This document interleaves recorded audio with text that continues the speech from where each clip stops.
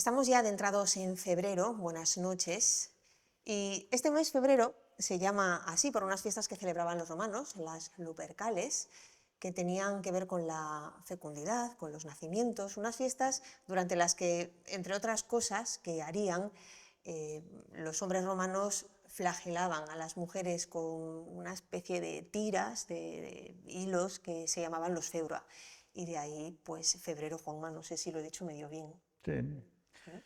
sí, sí, en todo caso añadir que lo hacían corriendo desnudos. Ajá, sí, que es un detalle Entonces importante. iban recorriendo las calles desnudos, el público, las mujeres estaban en los laterales y ellos iban, llamarlo flagelar, quizás sea Sí, sea excesivo, demasiado decir porque no, no le no hacían provocaba daño, dolor, pero ellas se ponían porque era para que fueran más fecundas. para que sí. En cualquier caso, yo he querido hacer mención de las Lupercales para ver ya cuánto hemos aprendido, de los nombres de los meses, y también porque ya da un poco o deja entrever el lugar de ellos y el lugar de ellas, ¿no? Ya vemos un poco quién lleva la voz cantante en la familia romana, de la que, Sí, hombre, hablar en nuestros tiempos de un tipo de familia no procede porque hay muchos tipos, pero bueno, si nos ceñimos a lo tradicional, pues también podremos ver que tenemos mucho de la sí, no. familia romana. Es decir, los romanos son muy tradicionales y son muy patriarcales, pero las mujeres gozaban de mucha libertad, de mucha más de la que posteriormente en la Edad Media eh, lograron, ¿no? Es decir, ellas eran dueñas de su dinero, ellas tenían, sobre todo las clases más pudientes, eh, tenían una serie de libertades que perdieron posteriormente con la llegada del cristianismo, porque el cristianismo relega todavía aún más a la mujer a un papel mucho más secundario, ¿no? La cosa podía ser peor, pero en tiempos romanos la mujer, su misión principal era eh, tener hijos. Las matronas, sí. Sí, efectivamente. No es su único papel, porque ellos en la vida pública no podían participar. Estaba restringido la vida pública, la guerra, en fin, las cosas que es normalmente entendido que hacen los hombres. De hecho, bueno, si te vas un poco más atrás, en las tribus bárbaras que asolaban de vez en cuando Roma, si ves que las mujeres cuando se quedaban viudas por la guerra, pues, no hablo de los romanos, hablo de esas tribus bárbaras, pues esas mujeres o buscaban otro hombre o morían. Es decir, era una necesidad el estar con alguien que las protegiera y las cuidara y a sus hijos, porque si no el final era bastante cruel. Roma suaviza un poco eso. Mm, las viudas normalmente no se encuentran con ese tipo de problemas en Roma, pero sí es impensable que una mujer pueda, para ellos es impensable que pueda participar en la vida pública, Pero ¿no? sí puede volver a casarse, por ejemplo, cuando queda Puede viuda. divorciarse, por eso digo lo de la libertad. El cristianismo rompe muchas de esas cosas en negativo, les resta más libertad todavía. Eh, pero ellas sí, ellas podían divorciarse, si se quedaban viudas volver a casarse y no tenían... Que era fácil quedarse viuda, porque con tanta Era, batalla, ¿no? era fácil, era fácil. Y normalmente también era fácil relativamente el volver a contraer nupcias, ¿no? Pero ¿quién decidía con quién se casaba la mujer? No es, volvemos a la Edad Media, ¿no? Por el elemento de comparación, ¿no? La mujer es un objeto de intercambio. O sea, mis hijas me sirven para negociar con otro señor de lo que sea, para negociar posición, hablo en la Edad Media. El mundo romano eso no existe, no. Bueno, existe entre familias, ellos llegan a acuerdo y tal, pero bueno, normalmente la mujer sí suele estar de acuerdo, suele participar en eso, no es tan... Y desde luego siempre dentro de las unidades familiares. Los romanos son muy romanos, en el sentido de que ellos no pactan, ¿no? Enviando una princesa, vuelvo a la Edad Media, enviando una princesa a cambio de territorios o de paz o de lo que sea, ¿no? Que es algo muy común cuando la envías a otro lugar, ¿no? Vemos a la primera esposa de Enrique VIII es Catalina, es española, ¿no? Es la que manda, es la hermana de Carlos V. Ese tipo de componendas, ellos no lo hacen con nadie que no sean romanos, porque ellos no se mezclan. O sea, El hombre romano tiene más libertad, vale, pero hay una cosa que no puede hacer y es contraer matrimonio con un no romano, una no romana. No hay mestizaje posible. No, Ujú. no. Hay rarísimas excepciones y que no llevan a ningún sitio. ¿Quieres una rarísima excepción? Julio César, con quien tuvo un hijo. Él tuvo una hija, Una ¿no? hija.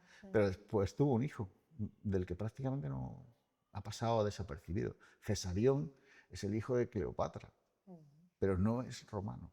Y es Julio César, ¿eh? O Estamos sea, no es hablando. casual que haya pasado desapercibido. Claro, no es casual, pero además es que desaparece. Una vez Julio César muere, no se sabe realmente cuál fue el destino de ese crío, porque no se podía integrar en el mundo romano. O sea, no lo aceptaban, aunque fuera de su líder, no lo aceptan. Ellos no entienden. Si tú querías hacerlo, podrías hacerlo, supongo, pero Yo sí tenía la imagen de mayores conciertos a la hora de decidir los casamientos, aunque fuera con gente de la propia Roma, claro. sí, ellos, sí, pero hay una serie de cosas que ellos hacen de manera muy natural, ¿no? Por ejemplo, las adopciones. Ellos adoptan a hijos de otra familia, bien porque no tienen hijos, Para garantizarse la sí, continuidad. o bien por ese tipo de pactos. Bueno, incluso he leído que liberan a un esclavo para hacerlo miembro de la propia familia. Eso se llega a dar también en alguna ocasión. Bueno, tú siempre sigues siendo, aunque seas, luego lo vemos con los nombres, vemos que siguen arrastrando un poco el hecho de que son libertos, ¿no? Cuando tú no tienes el mismo estatus, ¿no? Eres un liberto y además tienes que llevar un gorro, lo que se llama el gorro frigio, ¿no? Es un gorro así apuntado, que es el que te identifica como liberto. Otra cosa es que la familia te asuma o te acepte, ¿no? Que sí se daba. Para ellos es la familia extensa, ¿no? Es decir, los esclavos también forman parte, pero siempre bajo la potestas, ¿no? Bajo el poder del pater familias. Entonces, ¿cuánto tienen nuestras familias de este otro tipo de familia del que estamos hablando? Bueno, nosotros somos herederos de ese mismo modelo. Muchas de las cosas que hacemos ya las hacían ellos, las adopciones por otras razones, lo que quieras, pero también lo hacemos. Los matrimonios, ellos tenían diferentes modelos de matrimonio. Había un tipo de matrimonio que era para toda la vida, si quieres, ¿no? Es decir, estaba mucho más, tenía un rito diferente, más complejo, y solía hacerse un compromiso más firme, más de toda la vida. Pero luego había otro tipo de matrimonios que podían ser liberados en cualquier momento. Tampoco hacía falta mucho para el concepto este de divorcio. Liberados, eso, Sí, liberados, terminar el divorcio sí, que decidiéndolo cada simplemente. uno se va. Y luego también existía el concepto de yo llevo viviendo con una mujer un tiempo y eso equivale al matrimonio. O sea, eso se respetaban todas las condiciones. Sin necesidad de un Sin rito necesidad de que por hubiera medio. un documento, ¿no? Lo que ahora llamaríamos las parejas de hecho, pues Roma ya disponía de ese tipo de modelo. Qué modernos, ¿Eh? qué modernos. Bueno, Simplifica, ¿no? claro, en cierto sentido tiene lógica, ¿no? Es decir, tú vives con una mujer y no puedes, más en estos tiempos en los que tiene una serie de implicaciones, ¿no? La familia, la pareja. La función principal de la mujer en la antigua Roma era procrear, continuar la estirpe. Y tener hijos entonces era cuestión de alto riesgo, para el bebé y para la madre. Se estima que una cuarta parte de los alumbramientos terminaba con el fallecimiento del niño, la madre o ambos. El asunto trae a colación a Medea, quien según la mitología griega 3 guerras prefería a un solo parto. Partos que tradicionalmente en la antigüedad se afrontaban en posición vertical. La mujer romana lo encaraba tumbada, pero para la expulsión se sentaba sobre taburetes especiales como atestigua iconografía que ha llegado hasta nuestros días.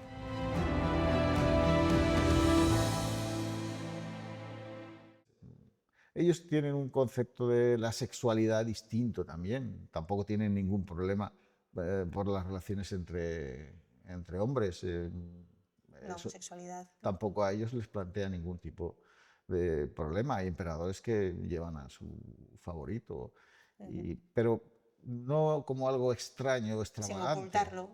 con naturalidad. Exactamente, es natural, ¿no? Y eso no quiere decir que no estés casado, no quiere decir que no tengas hijos, quiere decir que cada uno vive su sexualidad como quiere. Si quieres decir que también puede ser eso más moderno, es que...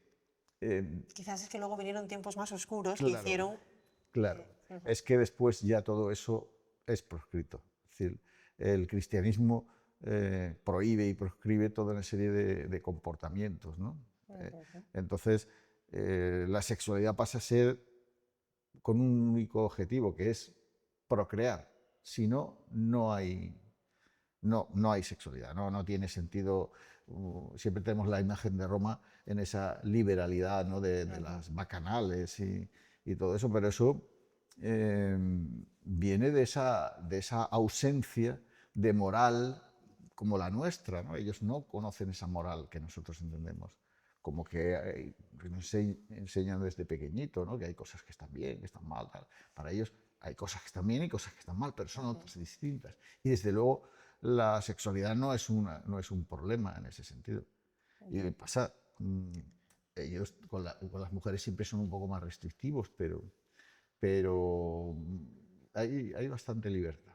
Sí, a pesar de esa libertad, el tener hijos seguía siendo algo fundamental. Crucial. Crucial, claro, para la permanencia y también porque muchos niños morían. Hay un dato por ahí, aunque también depende de la fuente que se consulte, pero según cuál se consulte, puede uno leer que al nacer la esperanza media de vida estaba entre los 20 y los 30 años, que bueno, por supuesto había romanos de mejor vida también que llegaban hasta edades avanzadas, pero que morían muchos niños, vaya. Y digo esto porque... Sí, para bajar la media, sí, para bajar esa esperanza de vida, lo normal es pensar en esa demografía en el que nacen muchos niños, eso es lo que se llama la demografía antigua.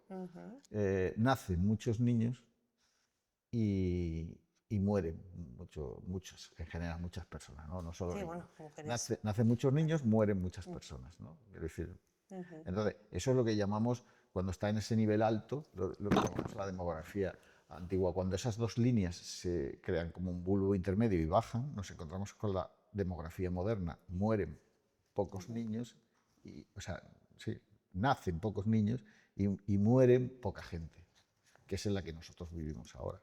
Pero vivimos en un país occidental. Si te vas a África, en determinados países, tienes una demografía muy parecida a esa.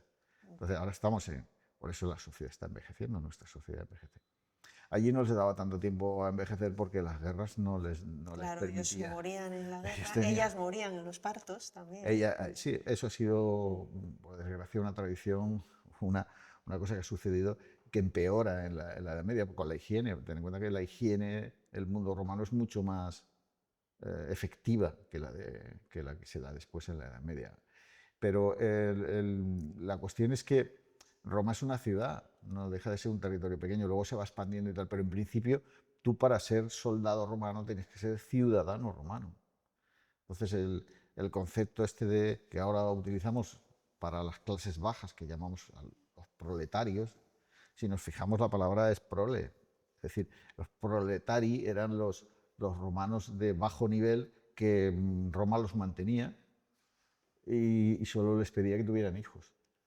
¿Hijos para qué? Pues hijos para la guerra, quiero decir, hijos para fuerza de trabajo, pero que fueran ciudadanos romanos, porque ellos no admitían. Las primeras guerras que se dan con las guerras sociales, que se llama, son cuando los socios, es decir, los países, las ciudades limítrofes que ya están conquistadas por Roma, le dicen, oye, vamos a la guerra con vosotros, queremos también vuestros derechos, ¿no? Porque al final ser ciudadano romano era distinto. No tenía la misma ley, no se aplicaba los mismos castigos o la misma norma. Pero nace un niño y ¿qué se hace con él? ¿Cómo? Nace un niño y ¿qué se hace con él? ¿Qué se hace con él? Porque ahora nace y en cuestión de horas o los padres van al registro o el registro va donde estén los padres y hace falta al hospital y se le pone nombre. Sí, pero déjame que vaya un paso atrás. No sé cómo andamos de tiempo, pero déjame que dé un paso atrás y te pregunto cómo funcionamos nosotros a la hora del matrimonio y de los hijos, ¿no? Porque verás que ellos lo hacen de una manera ligeramente distinta, pero ligeramente distinta. Quiero decirte,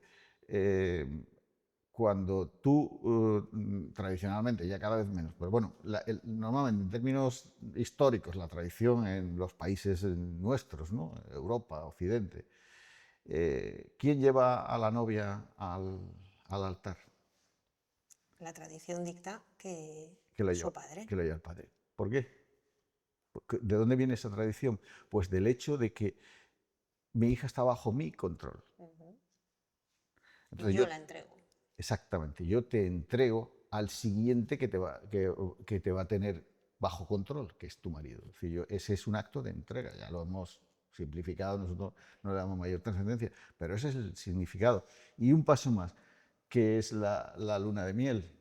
¿Qué es la luna de miel? La luna de miel es el periodo en el que ahora pues los novios se van al Caribe o se van a donde sea. No, no, no. Es el periodo en el que yo sé que solo yo voy a fecundar a mi mujer, porque voy a estar con ella 24 horas al día. Entonces yo la pido, lo de pedir es una forma de hablar, exijo que sea virgen y luego la tengo bajo control. 24 horas. 24 horas durante el periodo en que yo voy a fecundarla. ¿Vale? Entonces, cuando decimos lo del hijo, yo tengo garantías de que ese hijo es mío. Teoría, ¿no? Tengo esa garantía, pero que tiene eso que ver con todo esto. Normalmente lo banalizamos porque nos vamos al Caribe, pero tiene su razón de ser, su razón profunda. Entonces, el romano, perdona. No, sí, continúa, Juanma, El romano no hace eso. El romano, la virginidad no es un atributo.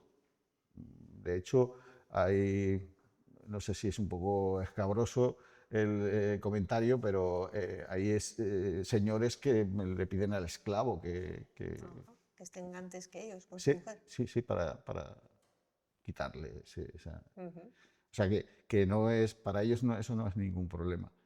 Lo que sí es que el hijo, que es lo que tú me preguntabas, la madre, en fin, la gente, el niño pequeño lo pone en el suelo y es el pater familias el que tiene que aceptarlo o rechazarlo. El marido. El pater familias sería el marido en este caso. Te decía que con la luna de miel yo controlo. De esta forma no controlo tanto, pero yo acepto o no a ese niño, cogiéndolo en brazos, ¿no? O niña. Y ese padre que entrega a esa mujer, sí. Ese niño que nace, pasa a formar parte, sigue formando parte de su familia. ¿Son lo mismo los hijos de los hijos que los hijos de las hijas? No.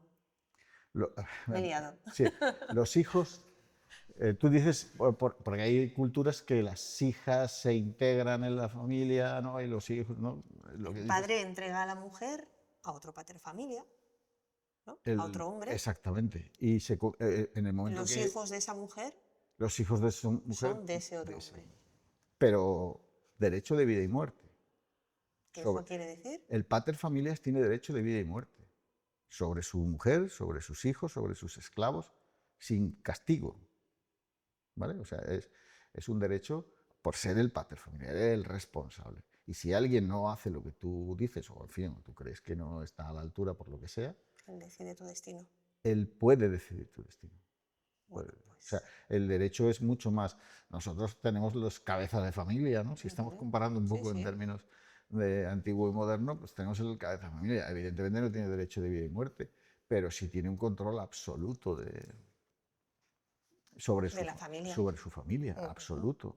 Es decir, de hecho, si tú lees los textos que leíamos de pequeños, los que somos más mayores, que venimos del final del franquismo, pues ahí te explicaban que toda la familia tiene que volcarse y dedicarse al padre, porque el padre es el que sostiene la familia, el que se preocupa por todos. Es decir, te lo explican y se recalca mucho el hecho de que es la parte más importante de la familia. Bueno, seguiremos hablando de familias y del pater familias, que lo hemos hecho muy de soslayo y da para más, pero se nos termina de nuevo el tiempo. Volvemos en una semana con otra de Romanos.